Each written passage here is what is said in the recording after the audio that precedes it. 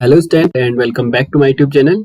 School teacher के इस education platform पे आप सभी लोगों का हार्दिक स्वागत एवं अभिनंदन।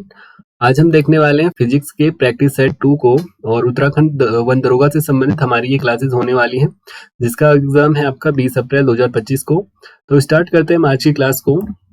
आज का हमारा फर्स्ट क्वेश्चन है, यदि जल का अपवर्तनांक 4/3 हो तो जल में पानी की चाल कितनी होगी।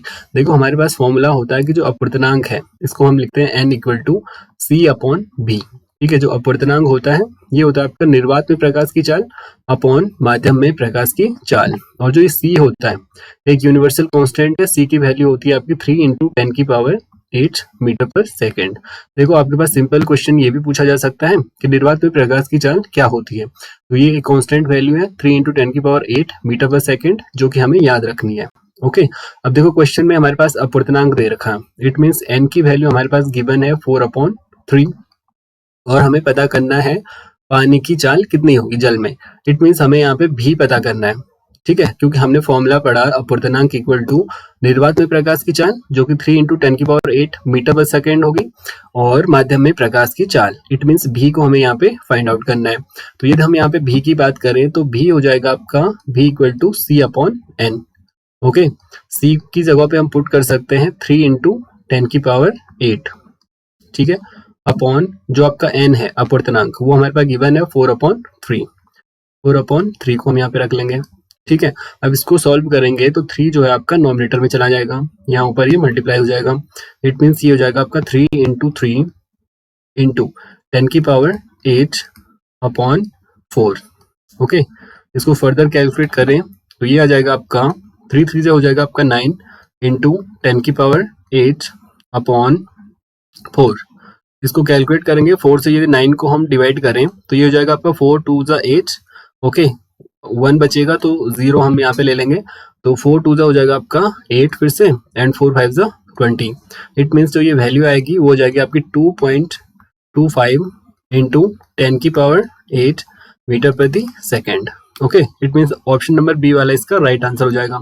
ये यहाँ पे छोटा सा डिवाइड है, इस डिवाइड को यदि हम देखें तो 4 से यदि हम डिवाइड करें 9 को तो हमें पता है 2 टाइम हो जाएगा, 4 2 8 हो जाएगा, 9 - 8 आपका 1 आ जाएगा। यहाँ पे डेसिमल लेंगे तो 0 यहाँ पे बढ़ जाएगा, 4 2 आपका 8 अगेन एंड 10 - 8 हो जाएगा आपका 2। 0 को इंक्लूड करेंगे तो 4 5 20 यहाँ पे हो जाएगा। ओके, नेक्स्ट क्वेश्चन पे चलते हैं। नेक्स्ट है आपका एक फर्मी तुल्य होता है, तो एक फर्मी होता है आपका 10⁻⁻15 मीटर।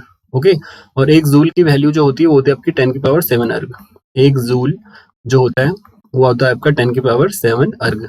जूल आपकी कार्य का मात्रक होती है, ठीक है, वर्क की जो यूनिट है वो आपका जूल है। नेक्स्ट क्वेश्चन की बात करते हैं। नेक्स्ट क्वेश्चन है आपका निम्न में से सही विकल्प का चयन कीजिए। देखो हमें ऑप्शन ए और ऑप्शन बी को यहाँ पे मैच करना है, सूची 1 और सूची 2 को यहाँ पे मैच करना है। पहले वाले सूची में आपके पास कुछ फिजिकल क्वांटिटी दे रखी है और सूची 2 में आपके पास इनकी यूनिट दे रखी है। देखो ऊर्जा का जैसे मात्रक है, ऊर्जा का यूनिट क्या होता है, तो ये होता है आपका जूल, ठीक है। उसके साथ जो संवेग है तो हमें पता है जो संवेग P है इसकी वैल्यू होती है आपकी m × v। यहाँ से भी हम संवेग की जो यूनिट है इसको ड्राइव कर सकते हैं। हमें पता है जो मास है इसकी यूनिट होती है किलोग्राम और जो v है वेलोसिटी इसकी जो यूनिट होती है मीटर पर सेकेंड।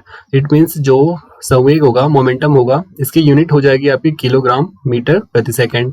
नेक्स्ट है आपका सामर्थ्य, जो पावर है पावर की जो यूनिट होती है वो होती है आपकी वॉट और जो दाब है दाब का मात्रक होता है आपका पास्कल। ओके, नेक्स्ट क्वेश्चन पे चलते हैं। नेक्स्ट है आपका 30 किलोग्राम द्रव्यमान वाले, देखो 30 किलोग्राम इट मीन्स हमारे पास m यहाँ पे गिवन है, ठीक है। 30 किलोग्राम द्रव्यमान वाले किसी लड़के को 10 सेकेंड, इट मीन्स t हमारे पास है 10 सेकेंड में 40 पायदानों वाली सीढ़ियों पर, टोटल जो सीढ़ियां है आपके पास वो है आपके 14, चढ़ने के लिए कितनी शक्ति आवश्यक होगी और हमें यहाँ पे फाइंड आउट करना है p। ओके, हमें P फाइंड आउट करना है। देखो जो P होता है ना, P की वैल्यू होती है आपकी W/T। जो पावर होता है वो आपका वर्क अपॉन टाइम के इक्वल होता है। उसके साथ साथ जो W है जो आपका वर्क है इसको हम mgh भी लिखते हैं, मास, ग्रेविटी, हाइट और टाइम। ओके, अब हमारे पास मास यहाँ पे गिवन है, ग्रेविटी की वैल्यू हमें पता है, यहाँ पे g का मान 10 मीटर प्रति सेकेंड दे रखा है। यदि हम बात करें h की, देखो टोटल हमारे पास जो सीढ़ियां हैं पायदान है वो है आपके 40, ओके। और जो प्रत्येक पायदान की ऊंचाई है वो है आपकी 15 सेंटीमीटर। इट मीन्स एच की यदि हम बात करें तो 40 को यदि हम 15 से मल्टीप्लाई करेंगे तो हमारे पास टोटल जो हमारे पास ऊंचाई है वो हमें यहाँ पे मिल जाएगी। इट मीन्स जो एच है तो ये हो जाएगा आपका 15 4 जा 60, 600 सेंटीमीटर, ओके।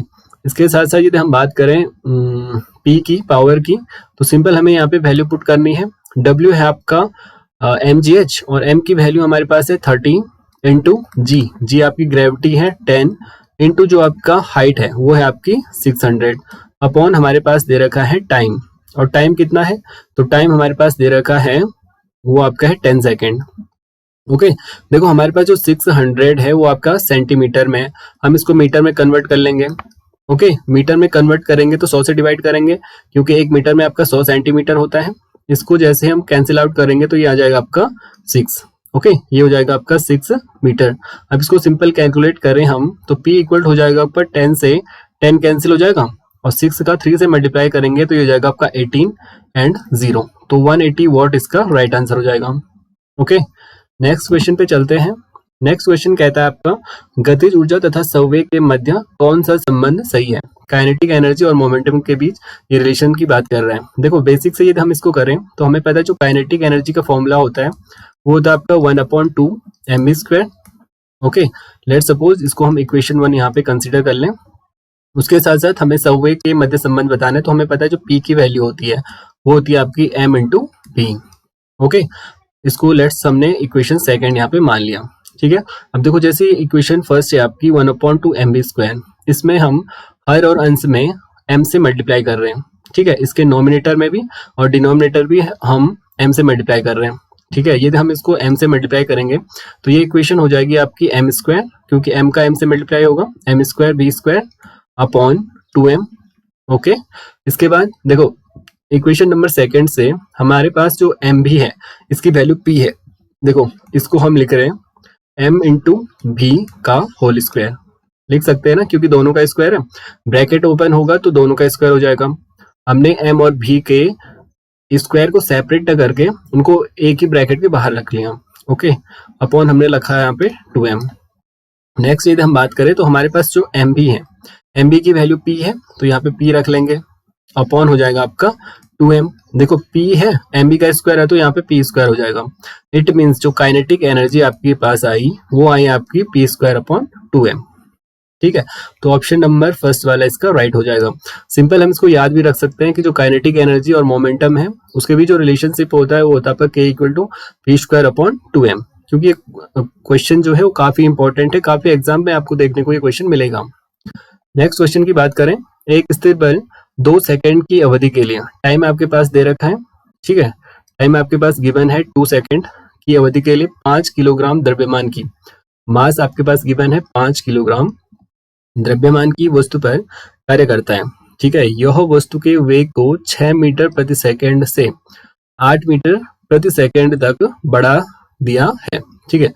ये कहता है कि 8 मीटर प्रति सेकंड तक बढ़ा दिया है। बल की मात्रा क्या होगी, हमें पता है जो बल होता है ना F को हम सिंपल m इंटू ए भी लिखते हैं, द्रव्यमान इंटू त्वरण।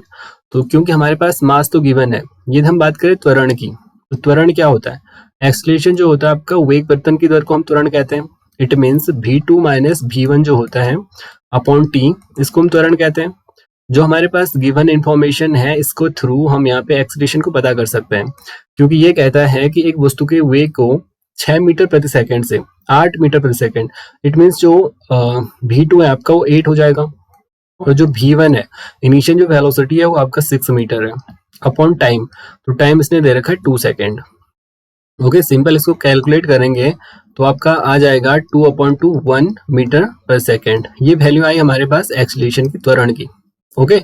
यदि इस वैल्यू को हम पुट करें F इक्वल ma में तो हमारे पास फोर्स आ जाएगा, ठीक है। F इक्वल m इंटू ए होता है, m हमारे पास गिवन है 5 किलोग्राम इंटू ए हमने अभी यहाँ पे फाइंड आउट करा 1, तो F इक्वल हो जाएगा आपका 5 न्यूटन, क्योंकि बल का जो मात्रक होता है वो होता है आपका न्यूटन। तो ऑप्शन नंबर फर्स्ट वाला इसका राइट हो जाएगा। नेक्स्ट क्वेश्चन की बात करें, नेक्स्ट आपका +2 डायोप्टर है लेंस की फोकस दूरी क्या होगी। देखो लेंस की जो क्षमता है P और जो F के बीच रिलेशनशिप होता है वो होता है आपका F इक्वल होता है 1/P। फोकस दूरी इक्वल होता है 1/ क्षमता। हमारे पास गिवन है क्षमता टू डायोप्टर, इट मीन्स 1/2 हम इसको लिख सकते हैं। ठीक है, 2 से 1 को डिवाइड करेंगे तो ये आ जाएगा आपका 0.5 मीटर।